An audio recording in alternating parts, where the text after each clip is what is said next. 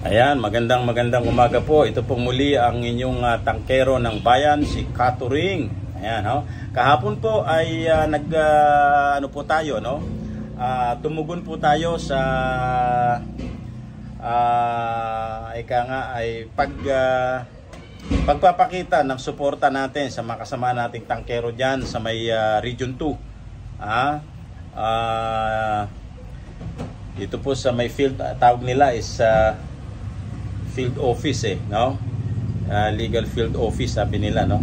I'm sorry, no, pero nakalimutan ko yung termino ng LFO nung ating nabanggit na kasamahan natin dito sa DOE sa Taguig, yung ating puting agila diyan, no? Kung si Maharlika at saka si Sasot ay may tinatawag silang puting ahas, itim na ahas, ako naman ay may puting agila diyan sa may Department of Energy. So ito ay karugtong ng ating video video kahapon na tayo po ay nanawagan sa Department of Energy Rosales, Pangasinan. Ayan.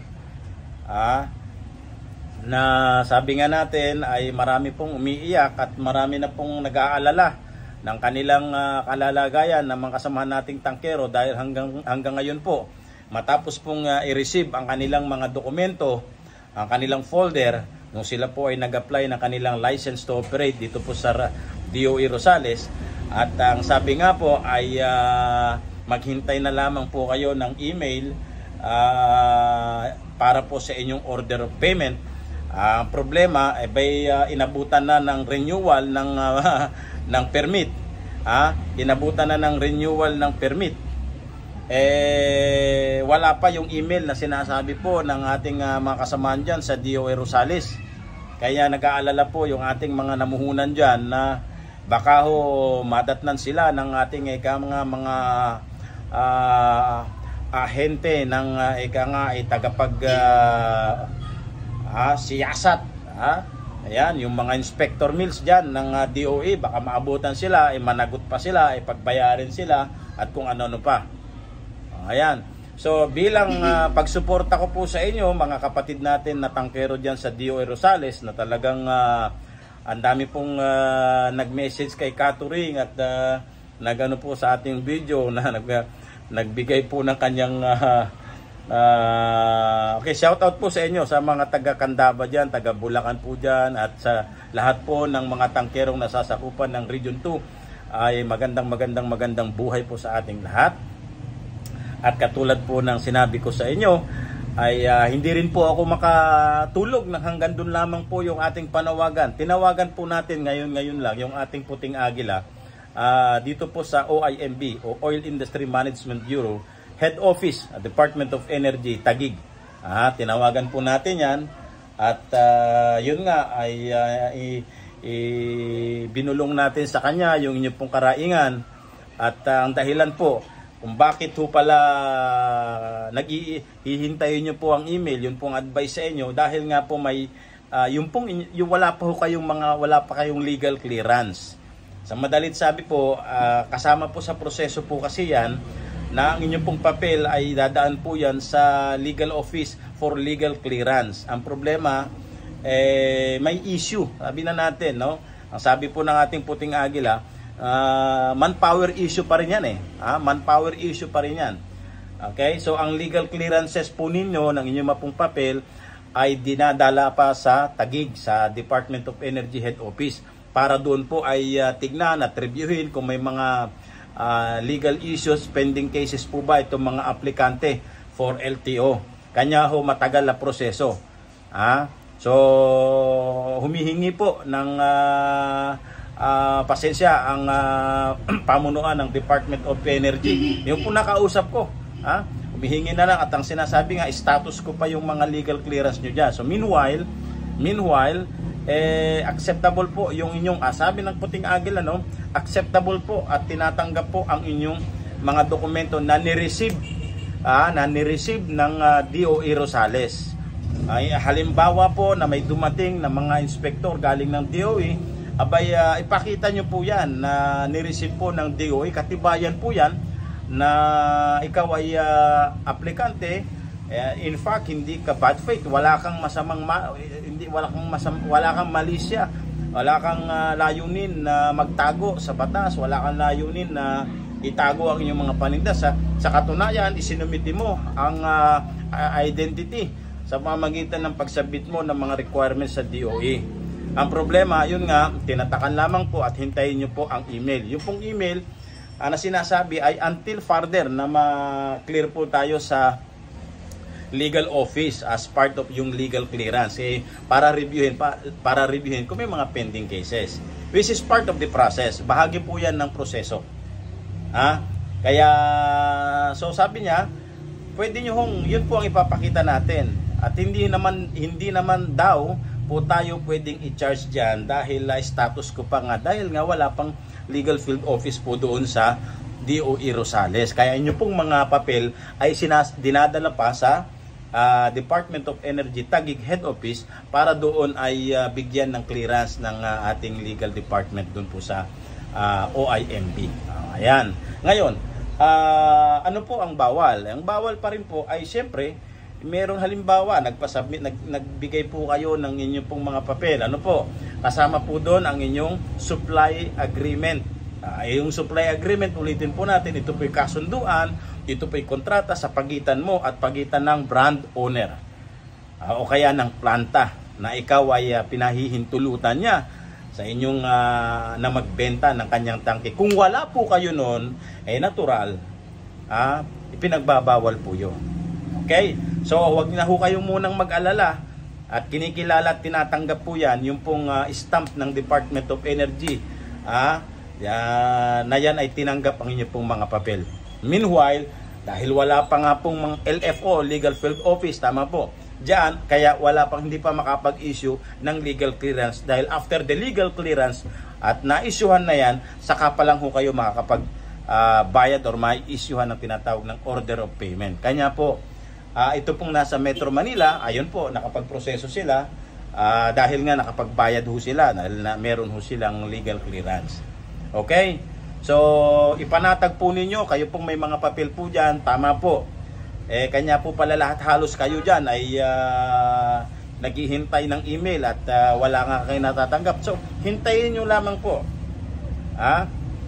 O ngayon, paano naman sabi ko yung annual reporting? So, sabi niya, since status ko yan, in fact, paano ka gagawa ng annual reporting kung lumalabas na hindi ka naman existing? Pero kung nag-ooperate ho kayo, dahil doon po sa inyong dokumento na na-submit, well, mag-submit na rin po kayo. Katibayan po talaga na kayo ay may intent na sumunod at sumailalim sa kapangyarihan ng Republic Act 11592 bilang direktiba at pinag-uutos.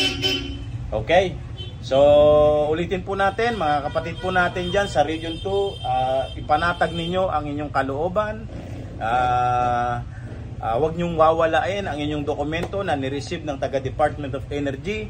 Yan po ay kinikilala at kikilalanin. Yan po ipapakita ninyo sa inspektor. Okay? At hindi ho kayo, sabi ng aking ahente na puting agila sa Department of Energy, no? With initial India, India, no? Okay? So, ayun po, itago nyo lamang po at huwag wawalin. Ang pinagbabawal pa, wag lang kayo magbebenta nang walang kayong supporting supply agreement. Okay? So ayan, so wag na ho sana kayong pabalik-balik sa DOE Rosales. Hintayin nyo na po talaga yung email. Hintayin nyo na lang yung email hanggang sa ho makapag-establish sila o makapag-put up sila ng kanilang legal field office dyan at dyan na ipoproseso. Mas mapapadali na ho yan. But for the meantime, ganun po palang proseso ngayon. Lahat po ng tinanggap nilang papel dyan ay subject for legal clearance, legal review doon po sa Taguig Head Office. Pag naayos po nila, saka pa lang ho sila makakapag-issue ng email para sasabihin sa inyo kung magkano yung inyong babayaran. Ayan. Sana po ay nakatulong po sa inyo na kahit na maliit na bagay, si Katuring, no? Ipagpaumanhin po ninyo at hindi rin ho tayo madalas nakakapag-post ng video ngayon dahil tayo rin po ay abala sa pagmamanipula ng ating negosyo. Okay? So katulad niyan, ayan, parating na naman yung aking Si Regasco, andyan na naman po si Regasco. Anyway, binabati pala natin si Congressman Arnel T. ng Regasco na ay nagdiriwang ngayon ng kanyang ika-74 na kaarawan. Yata, sorry. Hindi 74 I'm just joking, Kong, no? But anyway, binabati ka ni Katuring ng isang maligayang pagbati sa iyong kaarawan.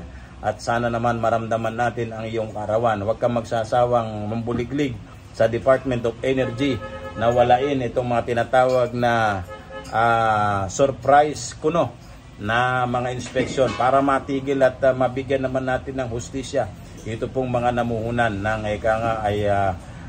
pagbili at pagbibenta ng mga tangke. Ito pong karugtong ng ating video ay isang moral support din po sa ating mga riders. Panoorin nyo na lamang po. Magandang buhay po sa inyong lahat. Magandang umaga sa ating mga katangke. Si Katuring ay magbibigay muli ng payong tangkero. Ito po ay mga dakilang tagapaghatid ng mga tangke. Si Jason, ilang taong ka na sa iyong pinapasukan? Mag 10 years na. Mag 10 years na. Actually, sabi nga niya ay napangasawa mo na nga yung kamag-anak ng boss mo. Ayan, ito naman ay isa rin. Ikaw ba, matagal na rin dyan? Pamangkin na. 5 years. Pamangkin. Ganun pa man, ito po ang maipapayo natin sa ating mga kasamang mga lalo na yung mga rider, direct to the rider na si Katuring ay isa rin abang empleyado o trabahante rin ng araw na nagsumikap lang na kahit pa paano mamuhunan at mag-try sa ganitong klase ng negosyo. Pero siyempre, meron tayong obligasyon. Ito, pinapaalalahanan natin sila dahil alam naman natin na hindi lahat ng mga tangkero ay nagbibigay ng pare-parehong rate o pasahod. May mababa, may mataas, may minimum, may hindi minimum, may libre ang bahay, may libre pagkain, may totally wala. So si Katuring wala yan, no? Ang akin na wala yan, no? Pero ganun pa man, pinapayo natin sa mga katulad natin na mga rider na huwag tayo masyadong mag-asam ng malaking figure. Halimbawa, yung nagbibigay 500, 600, 400, 300. Aanhin mo naman yung 700 kung wala ka naman tulugan. Aanhin mo naman yung 500 kung after 1 month alis ka na. After 3 months alis ka na. Napakahirap sa panahon ngayon na tayo naghahanap ng walang ginawa sa araw-araw kundi maghanap ng trabaho. At sa dami pa ng requirements ngayon, di ba? Kumuha ng mga local clearances. Di ba? Tapos yung pagre-renew ng lisensya, libo na rin, di ba? So, sa mga rider diyan, pag pinasok niyo ang ganitong klase ng trabaho, hindi ito bulak. Alam niyo ba yung bulak? Yung cotton na magaan. Ito ay trabahong talagang brusko na mabigat. Lumaki pa katawan, di ba? So, wag tayong mag-demand ng akala mo tayo yung mga batang Quiapo, di ba? Pwede. Tayo trabahong itong trabaho natin, kaya dapat mag-gym. Dapat intindihin din natin, dapat unawain natin, di ba? Ngayon, kung hindi ka na masaya sa pinapasukan mo, ano ang gagawin natin? Pag hindi ka na masaya sa trabaho mo, pag lugi-lugi ka na, hindi ka na masaya. Feeling mo hindi ka na masaya, anong gagawin mo? Umiwas. Umiwas or umalis ka na. Kaysa naman gawan mo pa ng kalokohan. Di ba? Masaya sa trabaho mo. Mag-stay ka, tapos ipakita mo yung loyalty mo, ipakita mo yung the best mo, di ba? Who knows, someday bigyan ka ng puhunan ng boss mo o pag sarili ka. Di ba? Pero yung ikaw ay gumawa pa ng kalokohan, magbenta ka ng tangke, pumitik-pitik ka pa. Di ba?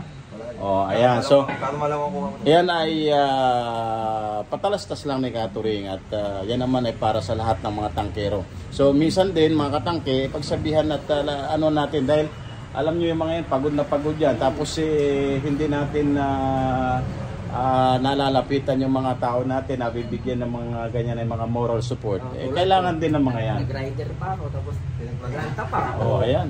Pero wala lang, di ba? Nandiyan na tayo eh. Parte sa trabaho yan eh. Correct. Ayan. So mabuhay po at shout out sa mga rider na katulad ni Jason, ni Dudong, anong pangalan mo na? Reynel. Oh, ni Reynel. Ayan ha. At sa iba pang mga rider na nandyan, huwag kayong mawawalan ng pag-asa. Sabihin na natin ng mga 3 to 4 years from now, maaaring iba na buhay ninyo, di ba? Okay, so mabuhay po ang mga kabalikat ng mga tangkero Pilipino. Ito po si Catherine at maraming salamat po. Yan.